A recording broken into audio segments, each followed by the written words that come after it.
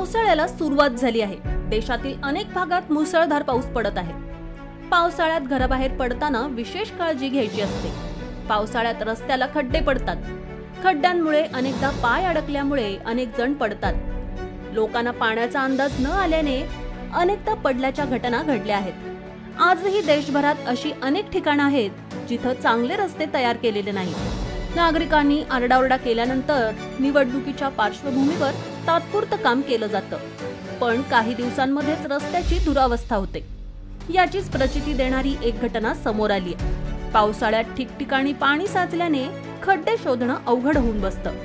त्यामुळे काही वेळा मोठे अपघातही होतात। अशीच एक धक्कादायक घटना भाईंदरमध्ये घडली आहे। 2 दिवसांपूर्वी मुंबईत मुसळधार पाऊस होता।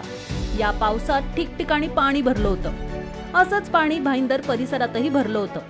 त्याच पाण्यातील एका खड्ड्यात पडून एका चिमुकल्याचा मृत्यू झाला आहे। या घटनेचा हृदय हेलावून टाकणारा व्हिडिओ सध्या समोर आलाय। यावेळी मुलाच्या आईचा आक्रोश पाहून तुमच्याही डोळ्यात पाणी येईल।